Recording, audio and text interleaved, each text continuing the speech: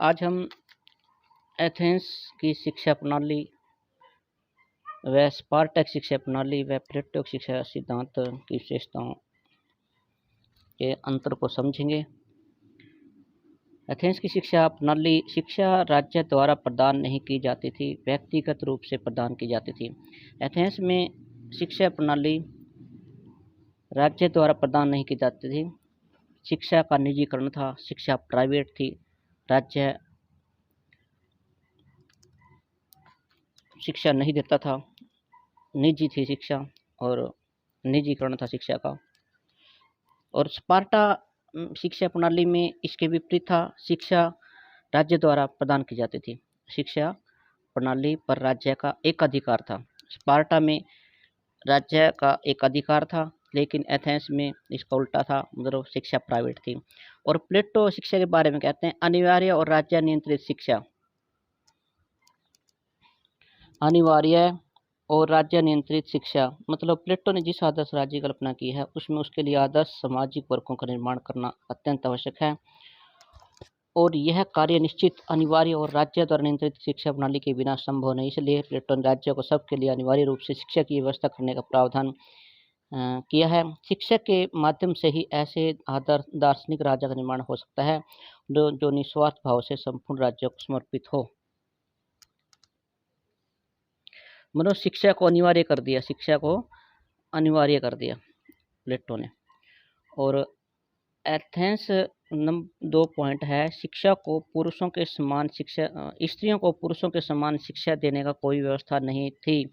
Sparta Athens में शिक्षा का निजीकरण था। नंबर 2, स्त्रियों को पुरुषों के समान शिक्षा देने का कोई व्यवस्था नहीं थी।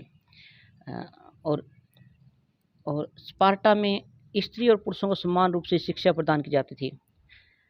एथेंस में ऐसी कोई व्यवस्था नहीं थी कि बॉय गर्ल के लिए कोई मानो लेडीज के लिए लड़कों के समान पुरुषों के समान कोई शिक्षा व्यवस्था नहीं थी। और यहाँ पर स्त्री और पुरुषों को समान शिक्षा दी जाती थी। कहाँ पर? स्पार्टा में। और प्लेटो इसके बारे में कहते हैं स्त्री और पुरुषों को समान शिक्षा दी। प्लेटो ने भी इस बात का समर्थन किया है कि स्त्रियों और पुरुषों को समान शिक्षा देनी चाहिए। मतलब प्लेटो के शिक्षा सिद्धांत में ये शामिल है कि स्त्रियों और पुरुषों को समान शिक्षा देनी चाहिए। नंबर 3 पॉइंट, शिक्षा का उद्देश्य शुद्ध रूप से व्यावसायिक था। एथेंस में शिक्षा का उद्देश्य व्यावसायिक था, व्यापार करना था। शिक्षा का उद्देश्य सिर्फ ओनली व्यापार करना था। और स्पार्टा में क्या था? स्त्री और पुरुष स्त्रियों को समान रूप से शिक्षा प्रदान। शिक्षा का उद्देश्य व्यवसायिक नहीं था, लोगों को साहस विकसित करना था। शिक्षा का उद्देश्य लोगों में साहस विकसित करना था। इसका व्यापारिक उद्देश्य था, व्यापार करना। शिक्षा निजीकरण मतलब पैसा कमाना मेन मकसद था शिक्षा के माध्यम से। और जो स्पार्टा में शिक्षा का उद्देश्य व्यावसायिक नहीं, अपितु लोगों के साहस को विकसित करना था। और वहीं पर प्लेटो ने इसके शिक्षा के बारे में बोला है, शिक्षा द्वारा न्याय की स्थापना करना मेन इसका शिक्षा का मकसद है। शिक्षा द्वारा न्याय का स्थापना करना इसका उद्देश्य है। उद्देश्य के आधार पे दोबारा से दोहराएंगे। एथेंस में शिक्षा व्यवस्था का उद्देश्य था ओनली शिक्षा के माध्यम से पैसा कमाना था। और स्पार्टा में शिक्षा का उद्देश्य था, शिक्षा व्यवस्था का उद्देश्य था कि लोगों में साहस उत्पन्न हो। और जो प्लेटो के शिक्षा सिद्धांत में शिक्षा द्वारा न्याय की स्थापना करना था, शिक्षा द्वारा न्याय की स्थापना करना था। और एथेंस की शिक्षा प्रणाली, एथेंस की योजना 3 स्तरों में प्रदान की जाती थी। प्रारंभिक स्तर 6 से 14 वर्ष, प्रारंभिक स्तर 6 से 14 वर्ष के बालक होते थे जिनको संगीत, काव्य और अक्षर ज्ञान की शिक्षा दी जाती थी। 6 से 14 वर्ष प्रारंभिक, मतलब 3 स्तरों में था, 6 से 14, 14 से 18, 18 से फिर आगे इससे ऊपर।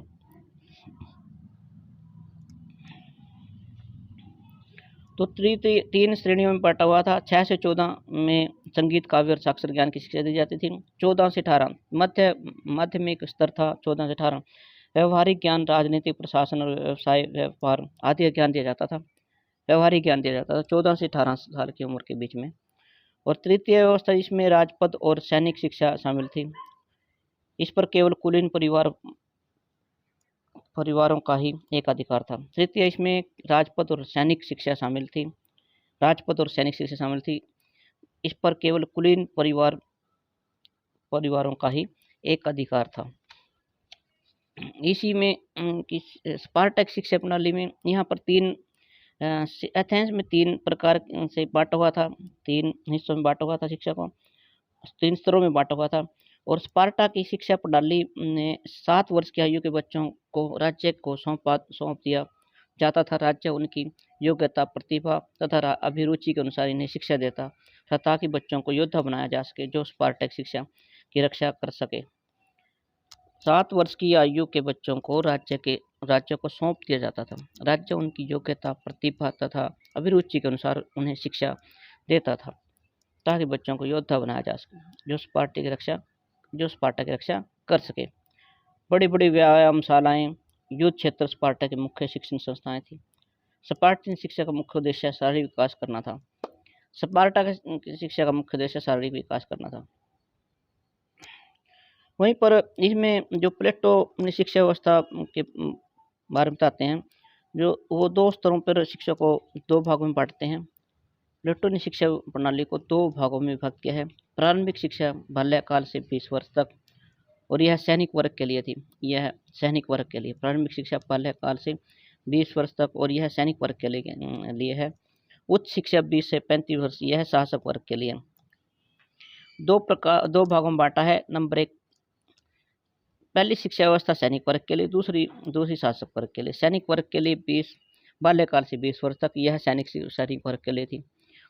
और उच्च शिक्षा 20 से 35 वर्ष, यह शासक वर्ग के लिए थी। प्लेटो उच्च शिक्षा के गणित को विशेष महत्व दिया है। प्लेटो ने उच्च शिक्षा में गणित को विशेष महत्व दिया है।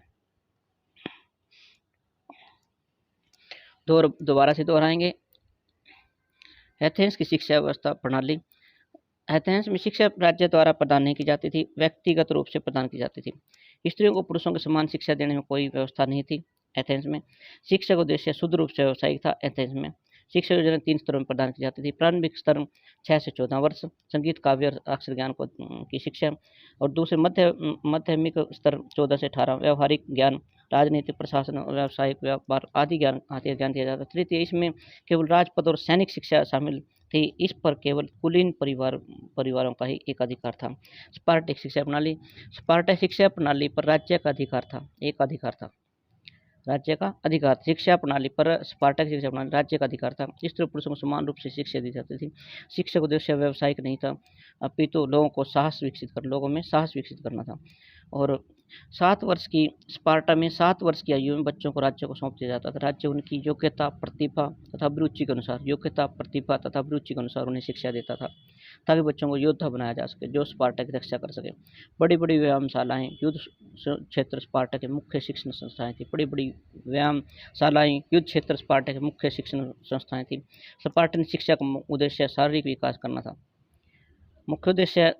विकास करना था। और प्लेटो के सिद्धांत हैं जो इस प्रकार हैं। प्लेटो की शिक्षा प्रणाली के को 2 भागों में विभक्त किया है। प्रारंभिक शिक्षा बाल्यावस्था से 20 वर्ष तक, और यह सैनिक वर्ग के लिए थी। उच्च शिक्षा 20 से 35 वर्ष, यह शासक वर्ग के लिए। प्लेटो ने उच्च शिक्षा में गणित को विशेष महत्व दिया है। प्लेटो की अन्य विशेषताएं, जो शिक्षा प्रणाली है उसकी अन्य विशेषताएं इस प्रकार हैं। प्लेटो की शिक्षा प्रणाली विशेषताएं। सामाजिक उत्तरदायित्व पर बल। प्लेटो ने सामाजिक उत्तरदायित्व पर बल दिया। उसने प्लेटो अपने शिक्षा के सिद्धांत को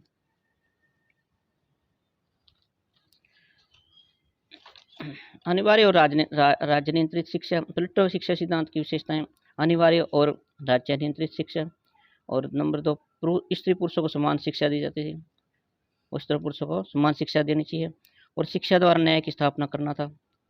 सामाजिक उत्तरदायित्व बल, शिक्षा द्वारा न्याय की स्थापना, शिक्षा दर्शन का मूल आधार, सामाजिक, राजनीतिक और दार्शनिक आवश्यकताओं की पूर्ति।